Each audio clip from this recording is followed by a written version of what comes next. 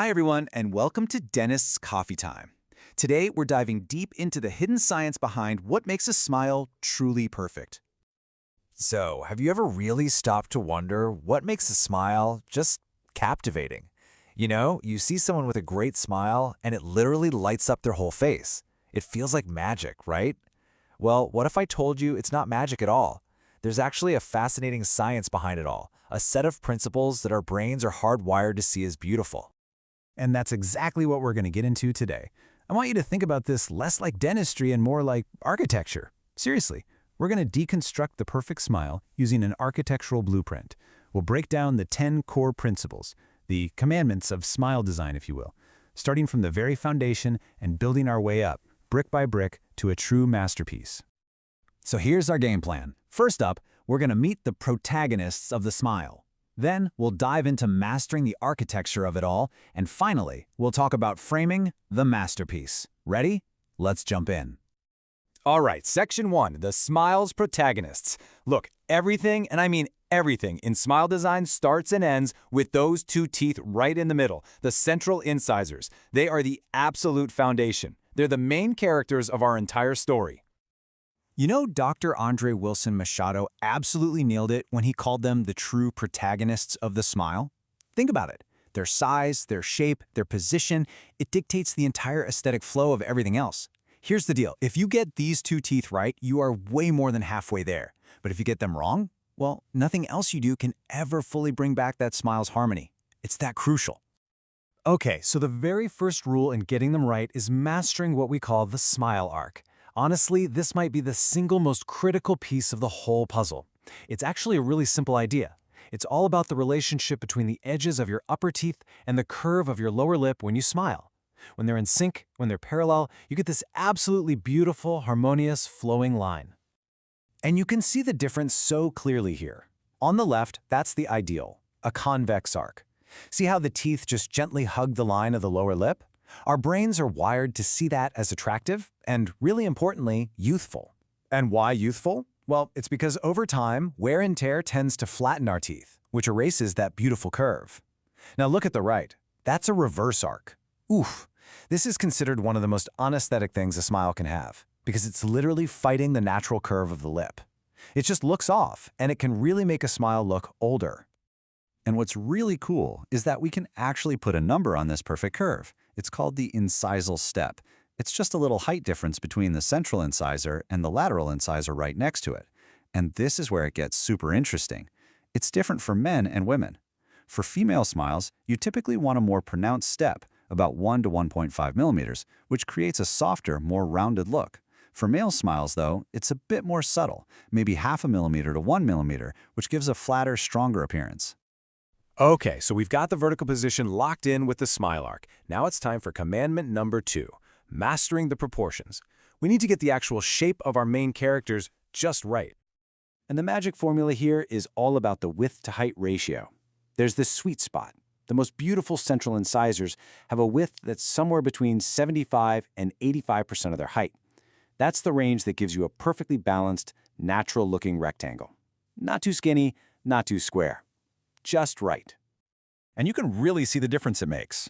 Look at the left. That tooth is in the sweet spot, that 75 to 85% range. It just looks right, natural, harmonious.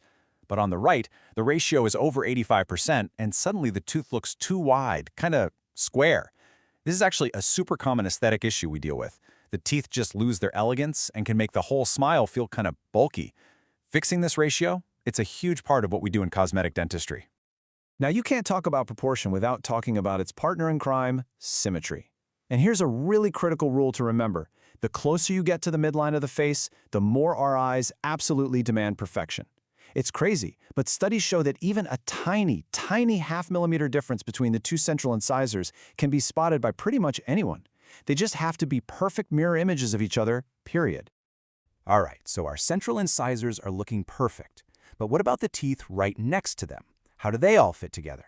Well, this brings us to commandment number 3 in the classic, famous golden ratio. You've probably heard of this from art and architecture, right? Well, in dentistry, the traditional rule says that the lateral incisor should look about 62% as wide as the central. This creates this really nice, pleasing progression as your eye moves away from the center. But, and this is a big but, here's a little modern twist on that classic rule.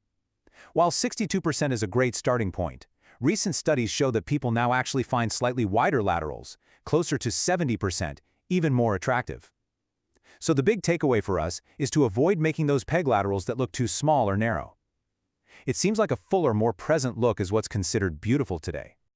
Moving on to commandment number 4, no unwanted gaps. You know, those spaces between the teeth? We call them diastemas.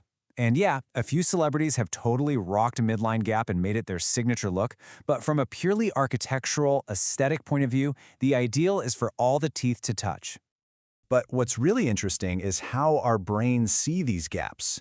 A gap right smack in the middle? That's the most noticeable one, and it has the biggest visual impact.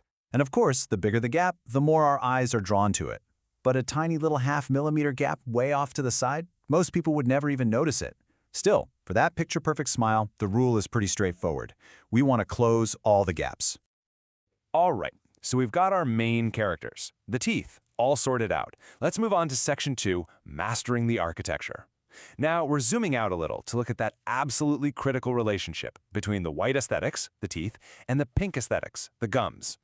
Because let's be real, a perfect smile is way more than just teeth, right? Think about the gums. They're the beautiful scalloped framework that literally shapes the teeth. You could have the most perfectly proportioned teeth in the world, but if that gum line is uneven or in the wrong place, the entire picture just falls apart. So, what does the ideal gum line even look like? Well, there are basically two main approaches here. First, you have the classic gingival design, where the gum line on the canines and the central incisors are at the same level. But, and here's where it all connects, remember commandment number 1, the smile arc? To get that really beautiful youthful curve, we often need the centrals to be just a little bit longer. And that's where the modified gingival design is brilliant. It positions the gum line of the central incisors just slightly lower, which helps create and support a much better smile arc. So this brings up a big question. Which is more important, the teeth or the gums, white or pink? The answer is really clear. White aesthetics always win. The ideal position of the teeth, especially to get that perfect smile arc, is our #1 priority. The gum line, the pink aesthetics, should always be designed to support the teeth, not the other way around. It's white over pink. Okay, let's talk about our next commandment, number 6, gingival exposure. This is all about how much gum you should actually see when you smile. I know a lot of people worry about having a gummy smile, so what's the actual ideal here? Well, the answer might actually surprise you. Showing a little bit of gum is not just okay. It's actually considered youthful and very aesthetic. The magic number to remember is 3 millimeters. As long as you're showing less than 3 millimeters of gum, you're in the green zone. It's really only when you go past that 3 millimeter mark that most people would start to call it a gummy smile. Okay, it's time to pull back for our final section. Section 3, Framing the Masterpiece. We've set our main characters, we've built the architecture, now it's time for those all-important finishing touches. These are the subtle but absolutely critical details that pull the whole picture together. So we've got 4 final commandments that act as the frame for our art. We're going to talk about something called buccal corridors, the midline and how the teeth are angled, a few final notes on color and shape, and finally, the ultimate frame for any smile, the lips themselves. So first up, the buccal corridor. It sounds technical, but it's just that little bit of dark space you see in the corners of the mouth when someone has a big, wide smile. You don't want this space to be too big, because that can make a smile look narrow, almost like some teeth are missing. But you don't want it to be totally gone either, or the smile can look fake like a set of dentures. The sweet spot is a nice intermediate-sized corridor that gives the smile real depth and dimension. Okay, now this next one is one of my absolute favorite clinical pearls, because it completely flips what most people think is important. We all obsess over the dental midline, right? Making sure it's perfectly centered with the face. But get this, research shows the midline can be off by as much as 3 or 4 millimeters, and most people will never even notice. But you know what they do notice? A tilt. Even a tiny 2 millimeter cant in the smile is immediately spotted as being off. So what's the big lesson here? It's that being level is so much more important than being centered. Commandment number 9 is all about the fine-tuning. This is where we go in and perfect the little details on the teeth themselves. Things like dental bleaching to get a beautiful, natural color, adjusting the contact points to get rid of those little black triangles that can pop up between teeth. and even doing some subtle reshaping of the edges to create the perfect contours and give the smile that final pop of vitality. And that brings us to our 10th and final commandment. This one recognizes that a smile doesn't just exist on its own, it's framed by the lips. And the quote here really says it all, that the current standard of beauty isn't just a great smile, but also beautiful, voluminous lips to go with it. And you know, the position of our teeth gives our lips their support. For instance, if you retract the front teeth too much with orthodontics, it can actually make the lips look thinner. That's why we have to plan for the entire face. And sometimes, for that truly A+ result, it's all about teamwork. Collaborating with specialists like dermatologists who can help create the absolute perfect frame for the dental masterpiece we've built. So, there you have it. A truly world-class smile isn't just one thing. It's not just about having white teeth or straight teeth. It's a symphony. It's all of these interconnected pieces. The smile arc, the proportions, the gum architecture, the framing, all playing together in perfect harmony. The next time you see a smile that just stops you in your tracks, I guarantee it's because it has followed this architectural blueprint, whether by nature or by design. You know, we spent all this time talking about the science, the rules, the geometry, but we all know there's something more to it, isn't there? So I want to leave you with a question. Beyond all these architectural principles, what personal quality, maybe it's warmth, maybe it's genuine confidence or kindness, what do you think is that one thing that makes a smile truly unforgettable? I'd love to hear what you think, so drop a comment below. Thanks for watching. This is Dentist's Coffee Time. Bye-bye.